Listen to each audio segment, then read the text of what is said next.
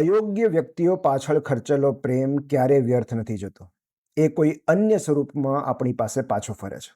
તમે છૂટા હાથે અને વગર વિચારે આપતા જાઓ તો પણ પ્રેમનો વ્યય અને વેડફાટ શક્ય નથી. કારણ કે પ્રેમ એક એવી ઉર્જા છે જે સર્ક્યુલેટ થાય છે અને દાતા પાસે પાછી ફરે છે. માટે કોઈને વધારે અને વગર વિચારીએ પ્રેમ કરવાનો અફસોસ ન કરવો. ભલે એ કુપાત્ર કે અનડિઝર્વિંગ હોય. કોઈ વ્યક્તિમાં ઇન્વેસ્ટ કરેલા પ્રેમ અને લાગણીનું રિટર્ન ક્યારેક અન્ય કોઈ વ્યક્તિમાંથી મળતું હોય છે. કેટલાક પાત્રોમાં તિરાડ પડેલી હોય છે.